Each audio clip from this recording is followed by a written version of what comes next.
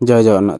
29 नवेम्बर 2013 मुपुटो international airport Mozambique airlines एक twin jet flight LM-470 27 passenger 6 crew member सह take up कला। ए flight Mozambique मुपुटोरू आंगुला Luanda अभिमुखे यात्रा करुवा समय नमीमियार बबुआटा नेशनल पार्क रे भयानक दुर्घटना है। ए दुर्घटन रे समस्त पैसेंजर एवं क्रू मेंबर मिसी 33 जनकर मृत्यु होता। आश्चर्यर कथा ये कि इन्वेस्टिगेशन रिपोर्ट रे कुहागला प्लेन रे कौनसी प्रकार असुविधा नथिला। प्लेन क्रैश कला समय रे कंट्रोल टावर को कौनसी प्रकार इमरजेंसी सूचना भी मिली नथिला। ताहाले ए दुर्घटना हैला कि ए फ्लाइट रो कैप्टेन 49 इयर्स हेर्मिनियो डोस सांटोज फर्नांडिस थिले। तांकर 9000 घंटा फ्लाइट चलेबार एक्सपीरियंस थिला ओ तांका सह फास्ट ऑफिसर मात्र 24 इयर्स होइथिले मध्य प्राय 1400 घंटार एक्सपीरियंस थिला। ए फ्लाइट मुपुतोरू आंगुला लुआंडा अभिमुखे यात्रा करुथिला, जेउठी पहुंचबाकू हेले दक्षिण आफ्रिका बोत्सवाना ऊपर दे जिबाकू पड़िबो। यह 4 घंटार बाट। टेकअप रो 45 मिनिट पर बोत्सवाना को पार करी पायलट गाब्रोन एयर कंट्रोल सेंटर रे चेक इन कले। गाब्रोन एयर कंट्रोलर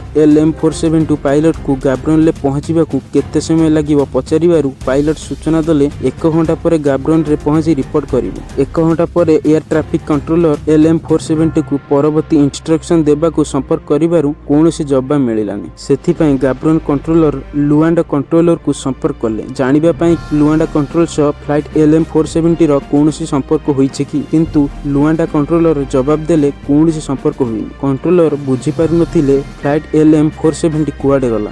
1 घंटा पूर्व संपर्क होइथिया फ्लाइट एबे जेपरि गायब हो जाइछ।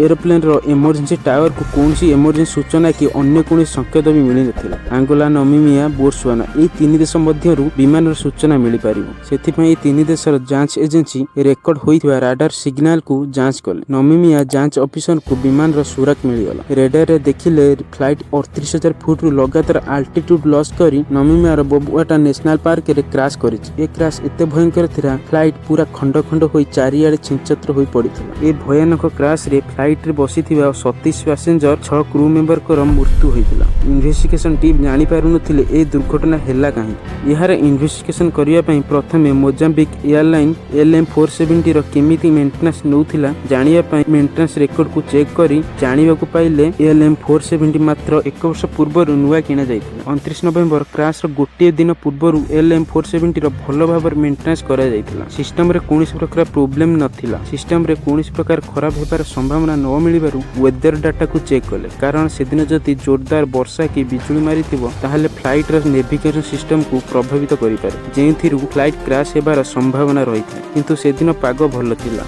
एमिति इन्वेस्टिगेशन चालू चालू 15 एप्रिल 2016 4 वर्ष पर फ्लाइट LM-470 दुर्घटनार फाइनल रिपोर्ट आसिला। ए रिपोर्ट रे जणा पड़िला कि LM-470 रो कैप्टेन हेर्मिनियो डोस सांटोज फर्नांडिस फ्लाइट को जानि सुनी क्रैश करी सुसाइड करिथि। फ्लाइट LM-470 रो कॉकपिट वॉइस रिकॉर्ड को सुनी जानिबा को पाइले फास्ट ऑफिसर टॉयलेट जीवा 6 मिनिट पर्यंत सबु किछि नीरव थिला, किंतु 6 मिनिट परे फास्ट ऑफिसर कॉकपिट रो डोर को ओपन करिवार साउंड सुबिला। कॉकपिट डोर एक कोड रे ओपन हुए, किंतु से कोड रे डोर ओपन हेलानी। डोर ओपन न हेबारु डोर को खटखट करिवार साउंड सुबिला, किंतु कॉकपिट रे थिबा कैप्टेन कोनसी प्रकार जवाब देलेनी कि डोर को भितरु ओपन कलेनी। सेथिपा इन्वेस्टिगेशन टीम भाबिले कैप्टेन कॉकपिट रे बेहोश होई जाइछन्ती, किंतु भलो भाबे रेकॉर्डिंग को सुनी जानि परिले कैप्टेन कॉकपिट रे सिस्टम को ऑपरेट करिवार साउंड सुबुची ओ निश्वास नेबार साउंड सुबुची। सेठु जानि परिले कैप्टेन ठीक अछन्ती। कैप्टेन ठीक अछन्ती, सिस्टम ऑपरेट करूछन्ती। ताहाले फास्ट ऑफिसर को कॉकपिट भीतर को काहे कि छाडु नथिले।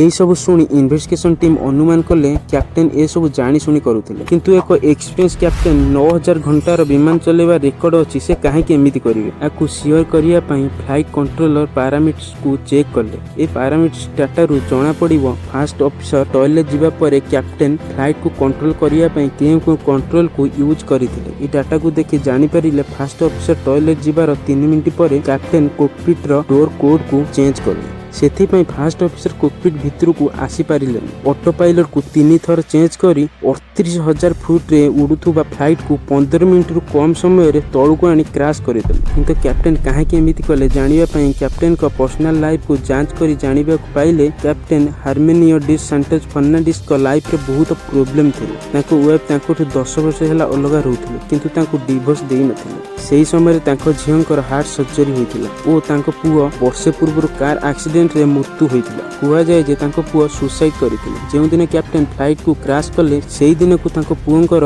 ମୃତ୍ୟୁକୁ ବର୍ଷେ ପୂରିଥିଲା। ଏହି ସବୁ କାରଣରୁ କ୍ୟାପ୍ଟେନ୍ ସୁସାଇଡ୍ କରିଥିଲେ। ଏସବୁ ଯାହା ବି ହେଉ, ନିଜ ଲାଇଫ୍ରେ ଯେତେ ବି ପ୍ରୋବ୍ଲେମ୍ ଚାଲିଥାଉ, ସେହି ଫ୍ଲାଇଟ୍ରେ ବସିଥିବା 32 ଜଣ ଯାତ୍ରୀଙ୍କର କ'ଣ ଭୁଲ ଥିଲା, ନିଜେ ମଲ ତାଙ୍କୁ ବି ମାରିଦେଲ। ମୁଁ ଆଶା କରୁଛି ଆପଣମାନଙ୍କୁ ଏହି ଭିଡ଼ିଓଟି ବହୁତ ପସନ୍ଦ ଆସିଥିବ। ଆପଣମାନଙ୍କର ବହୁମୂଲ୍ୟ ସମୟ ଦେଇଥିବାରୁ ଧନ୍ୟବାଦ।